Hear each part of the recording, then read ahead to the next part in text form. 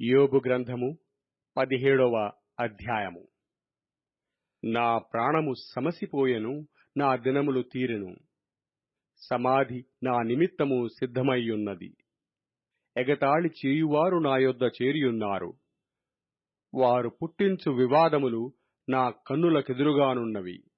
ఏర్పాటు చేయుము, దయచేసి నా నిమిత్తము నీ అంతట నీవే పూటపడుము. మరి ఎవడు నా నిమిత్తము పూటపడును?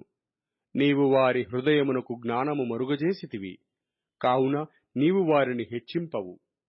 ఎవడు తన స్నేహితులను దోపుసొమ్ముగా ఇచ్చునో వాని పిల్లల కన్నులు క్షీణించును.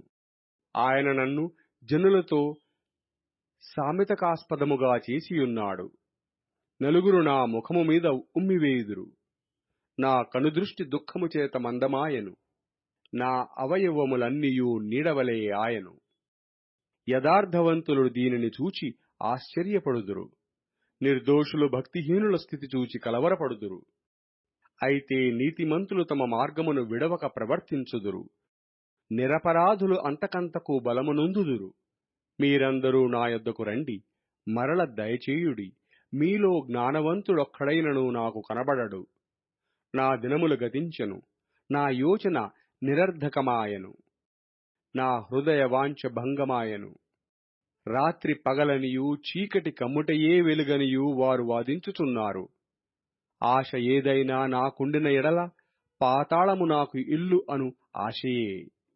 చీకటిలో నా ప్రక్క పరుచుకొనుచున్నాను. నీవు నాకు తండ్రివని గోతితోనూ, నీవు నాకు తల్లివని చెల్లెలవని పురుగుతోనూ నేను మనవి చేయుచున్నాను. నాకు నిరీక్షణాధారమేది?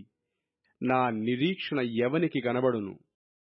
ధూళిలో విశ్రాంతి దొరకగా అది పాతాళపు అడ్డకమ్ముల యొద్దకు దిగుచున్నది.